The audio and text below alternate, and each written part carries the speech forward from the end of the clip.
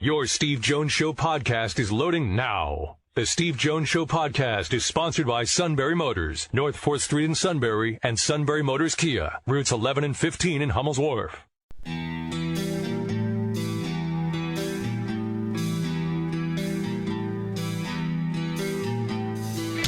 Sports talk where your voice counts. This is the Steve Jones Show on News Radio 1070 WKOK. Now from the Sunbury Motors Studio, here's Steve Jones. Good afternoon, everybody. It is the Steve Jones Show on a Tuesday, on a Wheels Up Tuesday for Penn State men's basketball. En route as we speak to Des Moines, Iowa for the first round of the NCAA tournament, Penn State and Texas A&M, Thursday night at 9:55 right here on WKOK. Matt Catrillo here with you. Steve will soon be there from Des Moines in the mobile Sunbury Motors studio, but right now he's in the air as we speak. Sunbury Motors, 4th Street in Sunbury. Sunbury Motors Kia, routes 11 and 15, Hummel's Wharf, online at sunburymotors.com. Ford, Kia, Hyundai, great selection of new and pre-owned inventory, and a sales staff that is simply there for you to save you money. I mean, that's all part of the Sunbury Motors guarantee, along with a great service department with awesome technicians ready to serve you with all the diagnostics, the inspections, all the routine maintenance, and they're looking for more of those awesome technicians. So whether you're looking for your first job or career change, they'd love to hear from you. Stop by in person, apply online at sunburymotors.com, or you can call Todd at 286-7746. All at Sunbury Motors, 4th Street in Sunbury. Sunbury Motors Kia, routes 11 and 15, Hummel's Wharf, and online at sunburymotors.com. So here's the deal. Steve is currently in the air right now. Penn State had a little send-off at 11:15 this morning. The plane took off at 1:15, and so now the team's in the air. Steve is with them. They'll hopefully land in Des Moines relatively soon. Steve will join us from Des Moines for the final hour of the show, as long as that all goes well. I never heard from Steve, so my guess is no news is good news, and they're up in the air, ready to go. So we're in the air as we speak, so that's how we're going to roll for today. Tomorrow, Steve, of course, will be again live from Des Moines. Hopefully he's live there the rest of the week, because it means Penn State's going to play in the second round on Saturday, with the first round game Thursday. Tomorrow we've got Neil Coulong. We've got at 3:35 then Jeff Byers at 4:06 to preview the NCAA championships in wrestling from Tulsa, which are also this weekend, of course. And definitely some things to recap from the Big Ten championships, too, from an individual standpoint for Penn State wrestling. So that's tomorrow. And we'll see what else we got up our sleeve for the rest of the week as we continue to count down to tip-off. And we'll keep an eye on NFL free agency and all the like, too. And you look at this bracket for Penn State, I think it's a tough bracket, but at the same time, I do think it's doable for Penn State to make a run. I think they can win this game with Texas A&M on Thursday. I think they're fairly evenly matched, but I just think Penn State's a little bit better scoring. And I think they're a little bit better defensively. Then if they were to meet Texas in the second round, it's Texas-Colgate in the other matchup of who would face the winner of Penn State and Texas A&M. Assuming Texas wins that matchup, that's where I think the big obstacle is for Penn State. I think it's a win. It's doable for Penn State because Texas is not a good three-point shooting team, but overall they can score still with Marcus Carr leading the way, and they have a very good defense that's very number one in adjust defensive rates. And I think their defense could maybe give Penn State some problems. But then if Penn State can win that game, I think they would have a very favorable matchup potentially with Xavier, who's the 3 seed in the bracket, in the Midwest bracket, because Xavier defensively doesn't guard guards well that can shoot. So that means Jalen Pickett could have a field day in a potential Sweet 16 matchup with Xavier, which would propel Penn State to the Elite Eight. But as Steve said yesterday, one thing at a time. It's the Aggies Thursday night in the first round from Des Moines, and that's what we're going to continue to talk about as we get ready for that Thursday night. But we also got some Penn State football to get to today. James Franklin had his beginning of spring practice press conference. It's the first of 15 practices starting tomorrow, and a couple of different nuggets that he threw out there that are very interesting that we'll get to and hear from him, and then probably get to in the final hour of the show when Steve will join us. So we'll start playing. We'll hear from James Franklin's press conference. We'll play the first part of it next. Then we'll play the second part of it in the next half hour, and then Steve will join us for the final hour of the show. Today's show brought to you by Sunbury Motors, 4th Street in Sunbury, Sunbury Motors Kia, routes 11 and 15, Hummel's Wharf, and online at sunburymotors.com on News Radio 1070 WKOK. When car repairs get difficult. Well, I just don't know. Me neither. We get good. Sunbury Motors. More than quality new and used cars, Sunbury Motors specializes in complicated auto repair diagnosis. They can handle intricate repairs and even complete auto body with service open Monday through Friday, 7 till 4. And Sunbury Motors has made simple repairs easy. Maintaining your vehicle is necessary. Finding the time to do it is difficult. Welcome to Sunbury Motors Quick Lane. Open 7 till 4, Monday through Friday. Just walk in or call ahead. Relax in their remodeled waiting room with Wi-Fi, beverages, and snacks. While Sunbury Motors factory trained techs take care of your oil change, tire alignments, brakes, and inspections. Quick Lane, 6:30 to 6, Monday through Friday, Saturday, 6:30 till 2. Sunbury Motors, Ford and Hyundai, North 4th Street, Sunbury. And Sunbury Motors Kia, routes 11 and 15 in Hummel's Wharf. We take the out of auto repair. Keep it simple and keep your business moving with an account from Nori Bank that fits your unique business needs. Earn interest on your business accounts with a bank that is interested in your business. Let Nori Bank's business accounts make banking easier for you. For more information, visit noribank.com/business or call us at 888-877-6623. Since 1903, the Northumberland National Bank has been helping customers in the Susquehanna Valley manage money. The right people, the right solutions, the right bank. Member FDIC. Tulpehocken Mountain Spring Water is my go-to, and I'm always on the go. I always have a bottle with me because not all water is the same. Tulpehocken is natural mountain spring water. It's so important to stay hydrated, and I definitely feel more alert and energized when I drink up my share of Tulpehocken Mountain Spring Water. Tulpehocken Mountain Spring Water, Northumberland, with convenient delivery to your home or office. Keep a bottle with you all the time at tulpehockenwater.com. Who doesn't need to save on their grocery bill? We invite you to come and explore the many grocery items at below wholesale prices at Surplus Outlet. If you haven't checked out your local Surplus Outlet, you're missing out on the savings that could go right into your pocket. Hello, this is Justin Michaels here at Surplus Outlet, and we have what you're looking for and brand name products at prices below the big box stores. Surplus Outlet savings really add up, saving you money that you can put towards things that make you happy, weekend adventures for the family, and maybe even a treat for yourself. If you love a bargain, get ready to stock up. Day in and day out, we give you our lowest prices and many brand products at below wholesale prices. Easter will be here before you know it, and Surplus Outlet has you covered with all your Easter holiday needs. Stop into Surplus Outlet today for a great selection of national brand candy at unbeatable prices. Surplus Outlet has a great selection of fresh hams, along with all your holiday meal sides and desserts. Surplus Outlet's here to help your Easter holiday budget go far. Surplus Outlet, Route 11 Northumberland and Route 15 Montgomery. Sign up for Facebook and email alerts for additional special savings. Do it today.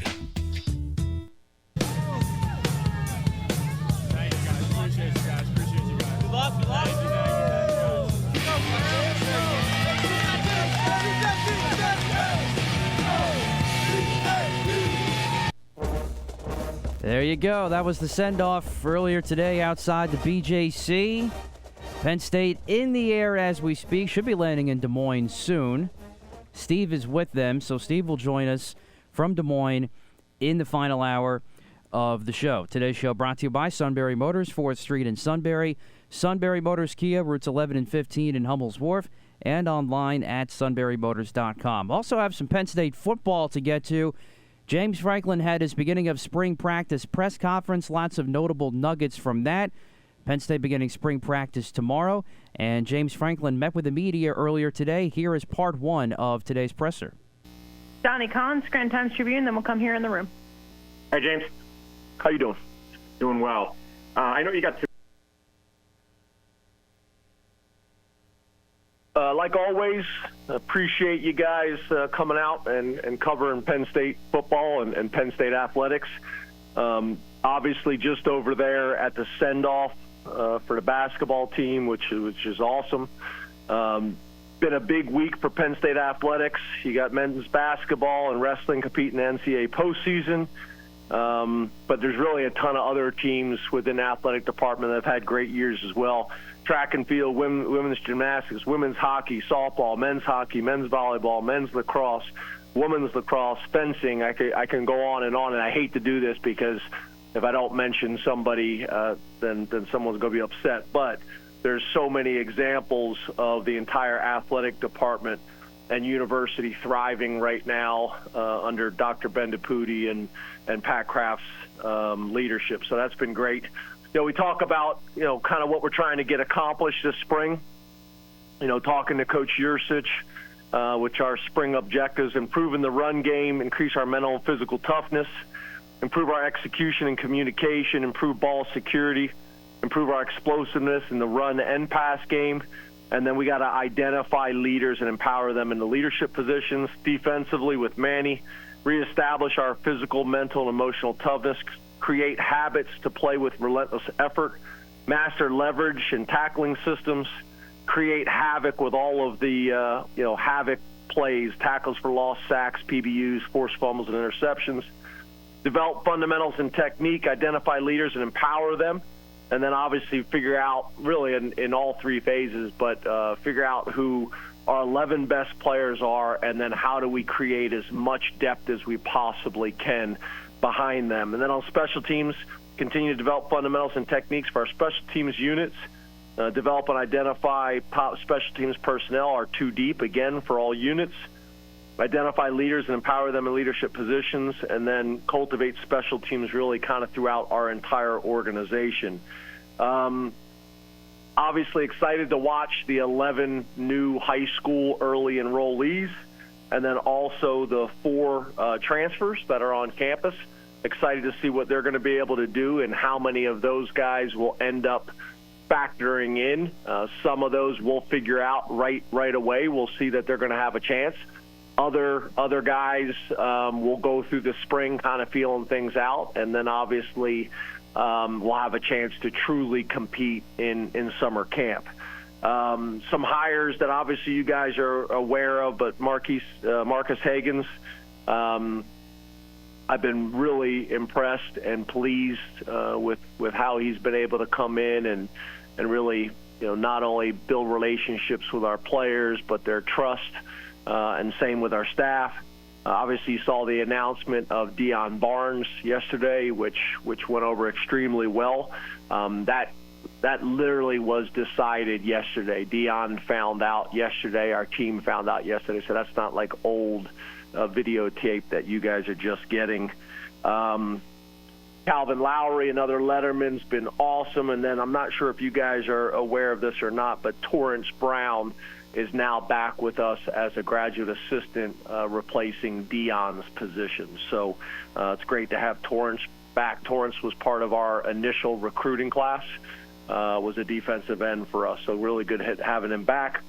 And then really kind of last note is, just cool to have, I think we have 10 Lettermen now in the building. And obviously a ton of alumni as well, which I talked about at the board meeting in a lot of different roles. So I think that's been a real positive for us. So excited about the spring. Today will be our first day to get out there and be flying around and get some work done and get some evaluations. It feels like spring ball weather out there, so that's good too. And look forward to answering your guys' questions. That was Rich Scarcella, Reading Eagle, and then we'll go to Mark Wogan, Rich. Good afternoon, James. How are you? Good. How are you? I'm good. About Deion, it seems by the response from your staff, the players last night, it was a very popular decision. What do you believe are his strengths, and why did it take so long to pick him as the new defensive line coach? I think, first of all, it depends on your lens, right? Long. Some people go a long time. We're usually able to move quickly. But the length of it, I was hoping to be able to get done before spring break. I always want to be able to tell the players first. That's hard to do in today's business. We've done a pretty good job of the players hearing it before it's leaked on the media. That's something that's very important to me. I think they deserve the right to hear first. So once we had not made the decision before spring break, then I didn't feel like there was a rush to do it because my plan was to do it in person when we got back, either Sunday or Monday. But the other thing is, we ended up interviewing a ton of people for it. People that we had relationships with, people that we didn't have relationships with. To be very honest with you, sometimes we go through the interview process for guys that we definitely are going to consider hiring. And sometimes we're interviewing guys to get a feel for to see if they're a possible candidate in the future down the road. So kind of a wide variety, NFL guys, college guys. And the other thing is a little bit like that was in that video is although Deion is a letterman and although the players and former players felt strongly about me hiring Deion, ultimately I had to hire the right person. And, if that ended up being Deion, then great. It's a win on a lot of different levels. But I needed to make sure of that. And throughout that process, it just became more and more obvious that this was the right thing to do. So did I answer both your questions? We got you muted now, so whether I did or not. What are his strengths, do you believe? Yeah, I think obviously, Deion's got his collegiate experience here at Penn State. And one of the things that I probably wasn't as aware of, he's done a really good job of taking everything in and being very intentional about it. I take time to meet with the GAs and analysts and give them my perspective on things that they should be doing. That's going to be important for their development. It's going to be important for the interview process. It's interesting. We kind of went back and talked about, I remember, I used to have interviews, I remember with Joe Brady, either coming in early or staying late and doing kind of interview process with those guys and giving them feedback. We had a ton of guys that we did that with.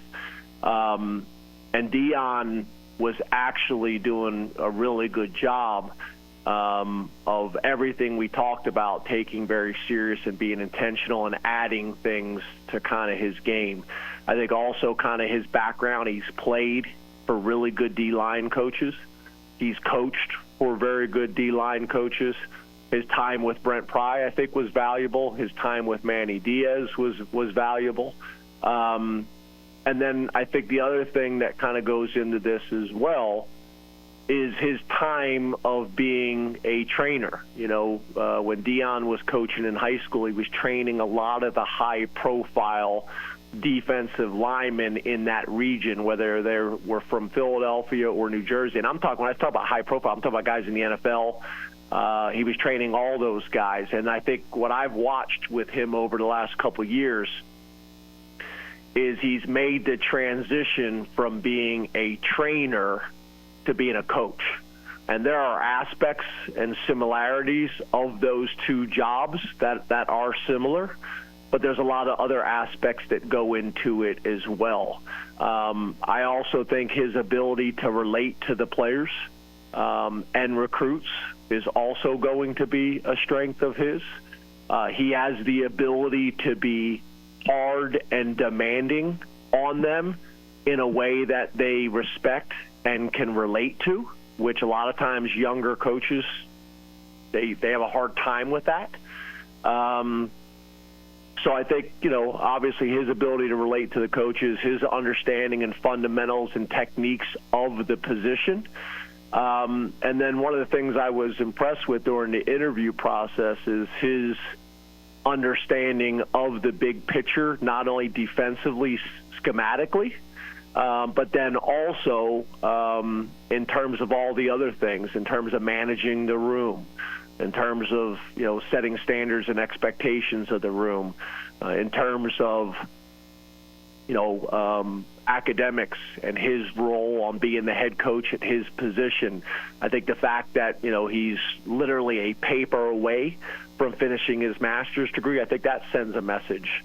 I'm not saying a master's degree in college coaching is a must, but I do think it sends the right message and it illustrates the right message. So, there's a lot of things that we feel really good about Deion. And then I think, whenever you can promote from within, which is what I would typically prefer to do across the board, he understands our culture already. He understands the defensive scheme. So when you go out and hire maybe a more experienced coach from the outside, you get that, but then that guy's got to spend time learning the defense and understanding the culture. So you could make arguments both ways. But I was very impressed with Deion and how he interviewed.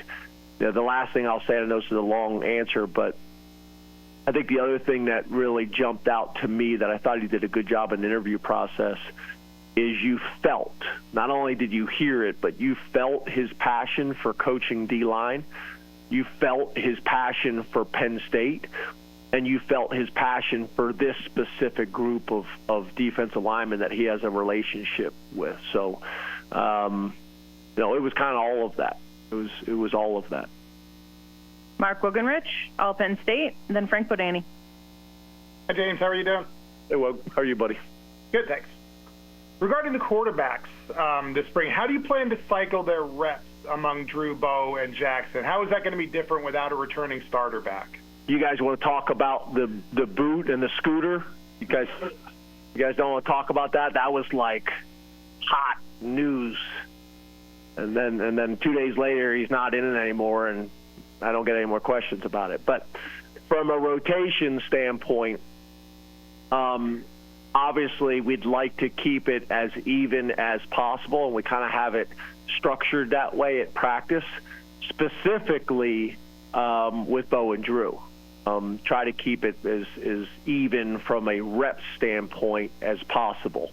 But right now we really have it structured in a way based on our depth right now that all three of them will get the same number of reps.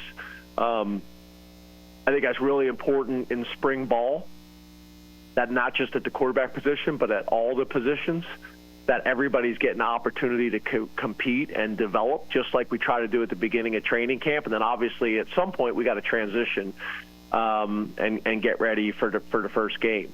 So the plan is to split the reps evenly, and then obviously as we start to get a little bit of bumps and bruises and have to adjust to practice. And it may be, I think a few years ago, you guys remember we were short with offensive linemen. Well, I talked to you guys about it's not just offensive linemen, it stunts the development at other positions as well. So right now it's starting out even. Reps across the board for all three of them.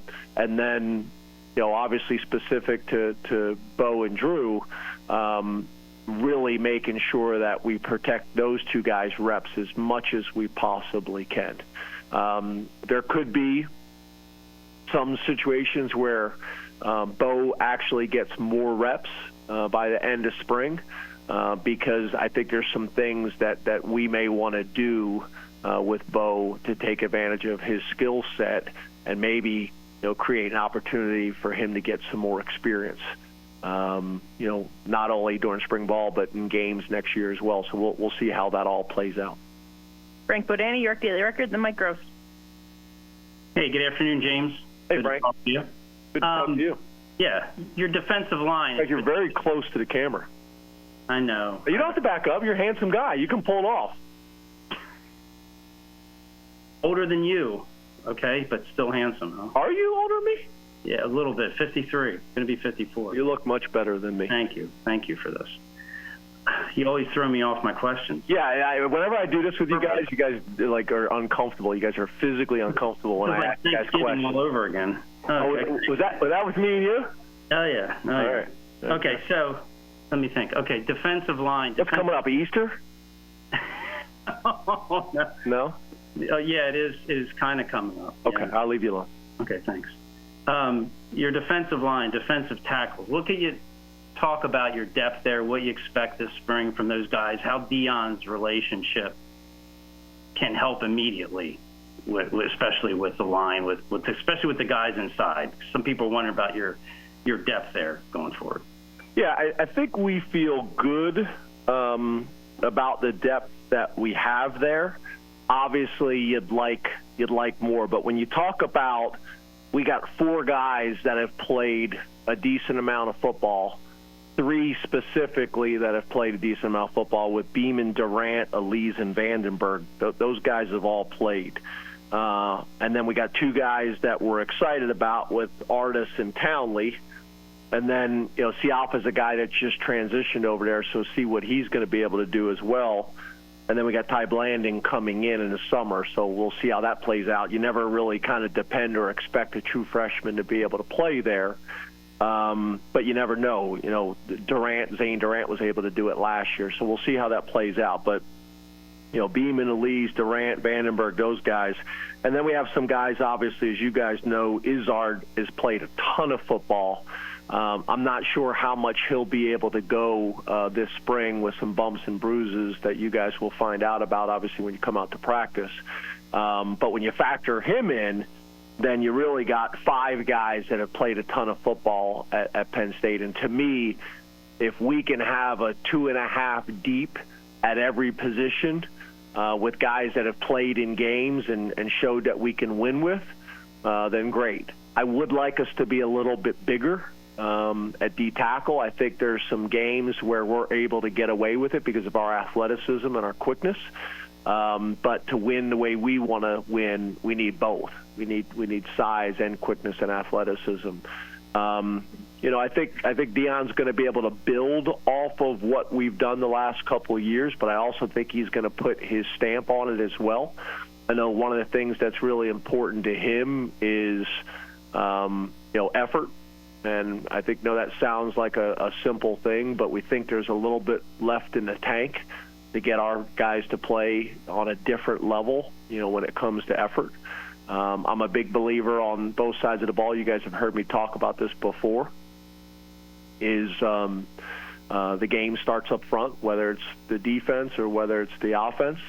To your point, I think we got a chance to be really talented at defensive end.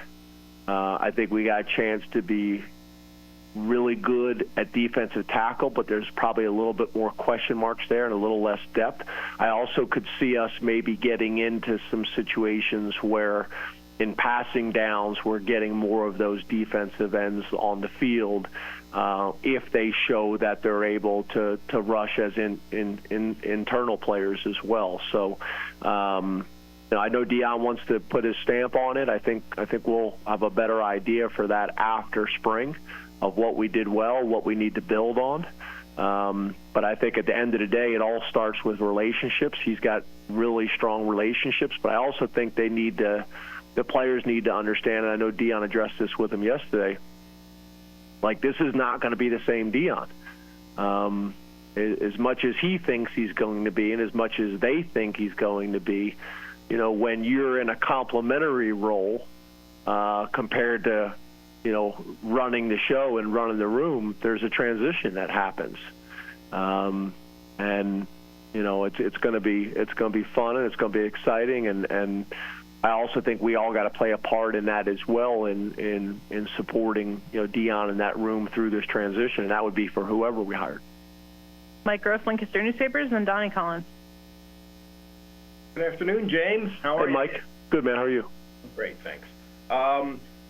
Based on what you said a couple minutes ago about the quarterbacks, it sounded like maybe you're considering the possibility of playing Bo, and I realize it's March. I understand that, but you're going to ask anyway.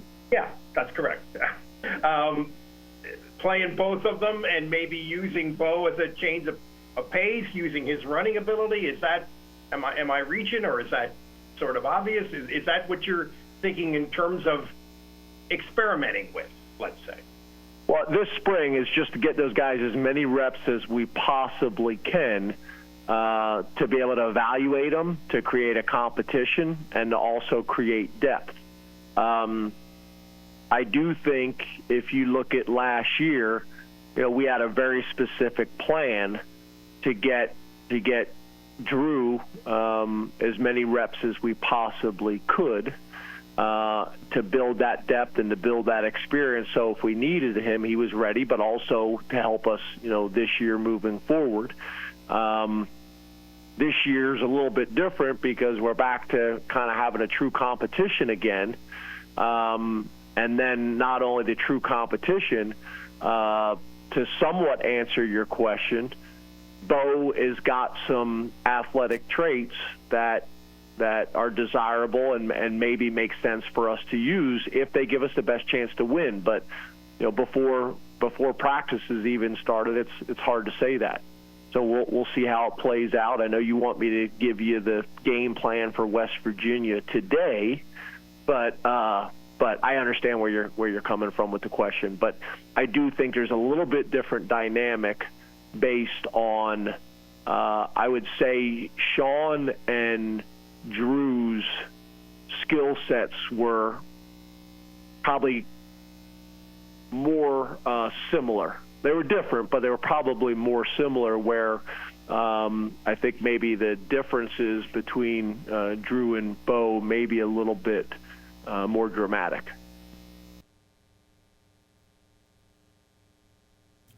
All right, so there you have it. Very interesting with the quarterbacks, but I don't think it's going to be what everyone might think it is with the true two-quarterback system. I don't think it's going to be that. Maybe we'll get into that in the final hour of the show today. Steve has texted me. Penn State men's basketball has tweeted. They have landed in Des Moines, so that is a good sign there. Today's show brought to you by Sunbury Motors, 4th Street in Sunbury. Sunbury Motors Kia, routes 11 and 15, Hummel's Wharf, and online at sunburymotors.com on News Radio 1070 WKOK.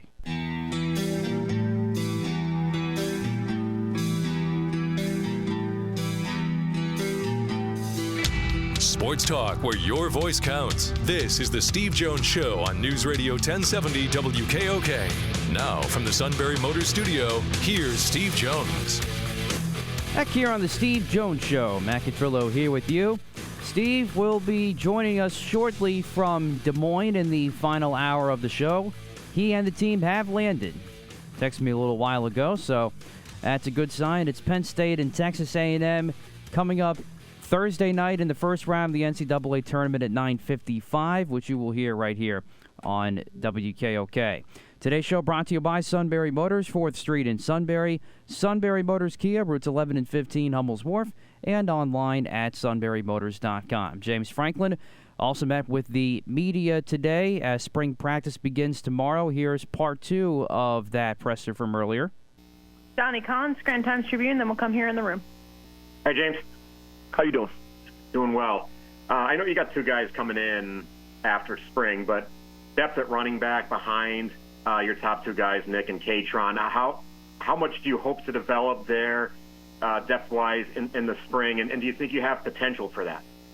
Yeah, we'll get those guys a ton of reps, not just to develop depth, but also just to be smart with the other 2, right? It's for a number of reasons, and then that's the exact reason why we ended up signing 2 running backs. It ended up being 2 high school running backs, but that was the whole idea of signing 2, because whether the third back comes from who we currently have in the program or whether the third back comes from an incoming freshman, that's what we got to figure out between this spring and then summer camp as well, for depth, but also to make sure that we're not overworking those 2 guys either. Mark? Hey, James. We know a lot about your 2 veteran tight ends. I was wondering, what are you kind of expecting out of Dinkins and Cross, because we didn't see a whole lot of them last year? And in Mega, we look at him weighing in at 269 on the roster. Is he going to be a tight end throughout his career, or is that a guy that you may be looking at somewhere else at some point? Yeah, so we were very transparent with Mega from the beginning. We had conversations about position flexibility, whether it was D-line, whether it was tight end, whether it was O-line, and he was open to that. as long as he was going to be given the opportunity to come in and compete at tight end. So with us, all of our guys, we have open conversations with them during the recruiting process about how we see them. I think you saw it a little bit with Driver last year. So we'll see how it plays out. The thing I have heard from the players is he's got really good hands, and he moves well, out on the field, talking to the strength coaches and watch him in winter workouts, and then again talking to the guys. So he could be one of those kind of exceptions where he's just a massive, tight end, maybe more of a true Y. We'll see how that plays out. But he is big. He did have an injury early on when he first got here, which I actually also think limited some of his training and development in terms of putting on muscle. So I think he's going to continue to grow. But you never know. He could be, the exception. We saw a couple of those guys at the combine that are 280-pound tight ends. You never know. We'll see how that plays out. Dinkins and Cross. Dinkins is a guy who's obviously been in the program now and I think understands the expectations and the standards and has got a lot of skills to work with and has shown some really good flashes last year. Theo and Tyler Warren got some bumps and bruises, and in some ways it's a blessing in disguise because Dinkins, Cross, and Joey and Mega are going to get a ton of reps this spring. So I think it's really valuable because in some ways we know who Theo and Tyler are. Dinkins has really shown some flashes. This spring will be really important for him to take that next step and just be more consistent. And then, Cross was a guy that got an injury early on in the summer last year, and it limited, his opportunity to be able to compete. But he really handled things well. He's worked his tail off. So those guys will get a ton of reps. Really all four of those guys will get a ton of reps: Dinkins, Cross, Joey, and Mega. So we'll see how that whole thing plays out. But we're excited to watch them. I think we kind of know, obviously, what we have with Theo and Tyler, but it's going to be really good to figure out kind of where we are with this other group. Are any of those guys ready to truly compete with Tyler and Theo, or is it truly a competition to figure out who's going to be the third tight end next year, which I think you guys know is a big part of our offense and what we do. One of the things I do really like about this group is we got a chance to have more depth, where last year – if we had an injury or two at tight end, we had to really get away from some of our packages. I think these guys are going to allow us to have the depth that we're not really worried about losing a package based on not having enough, proven, versatile tight ends. Kelly? Hey, James, how are you? Sorry. No problem. Is 15 practices a lot, not a lot? How do you attack this from how much can you get out of spring practice, and how much can a player rise on the depth chart through 15 practices? Yeah, I think a guy can make a significant move in spring ball. Very rarely will it be kind of the deciding factor for next fall, because what I love about spring ball, it gives the player and the coaches a really good indication of where they are and what their strengths and weaknesses are. And then I think you guys know I'll have my end of the year meetings with all of them, and I'll sit down with each player on the team and give them specific feedback. So now they can say, okay, from spring ball, here's my strengths, here's my weaknesses. These are the things I need to work on all summer leading into training camp. So I got a better chance to help the team, and I got a better chance to compete. So I think there's a ton of value with it. I think 15 practices to me is kind of the sweet spot. We try to mirror spring ball with training camp. So, although it's probably much better from an installation standpoint because you're able to go meeting one day, practice the next, and stagger it that way, where in training camp it's every day.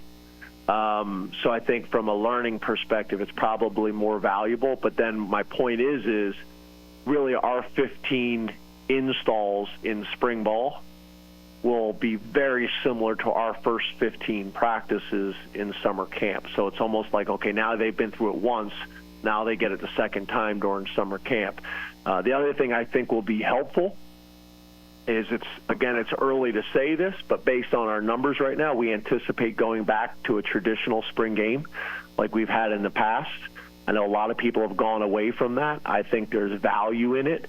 I also think that we're one of the unusual schools where when 75,000 people show up to watch a spring game, I'd like to be able to give them a spring game. And I'm not even sure the number. I know Portman's a big number guy, like tailgating. Like, I have no idea how many are out there. But we're one of the unique places. We're going to have more people at our spring game than most people have for a regular game in the fall. So whenever we can create a spring game atmosphere, we want to do that for the fans. But I also think there's value. There's value for me in seeing the guys play under the lights, technically. I guess not technically, I should say, but under the lights and in front of the fans and with the media there and everybody's eyes on them and watching, because some guys rise to that occasion and some guys, feel the pressure and the anxiety from that. So figuring that out there's value in that. But then there's also some value in my coaching staff too. I like to break the coaching staff up. I like to give opportunities for other guys on the offense and defense side of the ball to call a game. So when you're able to break it up into ones versus twos, I don't typically have Manny and Mike calling the offense for both sides. I'll give other guys opportunities to do that as well, and I think that's a really good professional development opportunity too. So I think spring ball is really valuable, especially the way we try to do it. And that is head coach James Franklin as Penn State football gets set for spring practice. First of 15 practices starting tomorrow. Of course, the spring game is April 15th at 2, and good to hear that it'll be a typical type scrimmage, unlike what was last year, with James Franklin saying that the depth and health is there to have that typical type of game this year. So the basketball team and Steve have landed in Des Moines, Iowa. We will hear from Steve in the final hour of the show as he gets settled there in Des Moines. Today's show brought to you by Sunbury Motors, 4th Street in Sunbury, Sunbury Motors Kia, routes 11 and 15 in Hummel's Wharf, and online at sunburymotors.com. Ford, Kia, Hyundai, great selection of new and pre-owned inventory, sales staff that is there for you, and not just there for the sale, it is there to save you money, and a service department with many awesome technicians ready to serve you with the diagnostics, the inspections, all the routine maintenance. It's all part of the Sunbury Motors guarantee. Sunbury Motors, 4th Street in Sunbury, Sunbury Motors Kia, routes 11 and 15, Hummel's Wharf, and online at sunburymotors.com. Here on News Radio 1070 WKOK. There's something to be said about a sale with a handshake, a service technician who really knows what he's doing. They can explain it in English what the problem is. There's nothing better than having that friend you could trust in the area. That's Sunbury Motors, where you get selection, knowledgeable salespeople, and prices that fit your budget, and more important, that friend you can trust. Welcome to Sunbury Motors, Kia, Ford, and Hyundai. You could shop other dealers and compare prices, but at Sunbury Motors, you get their lowest price promise. They research the current used vehicle market and guarantee their used car prices are the lowest. If you find a lower price, Sunbury Motors will beat it. 3 dealers all in one. See their full new and pre-owned inventory at sunburymotors.com. Pick out a vehicle you like and schedule your test drive online. Follow them on Facebook. Sunbury Motors Ford and Hyundai, North 4th Street, Sunbury, and Sunbury Motors Kia, routes 11 and 15 in Hummel's Wharf.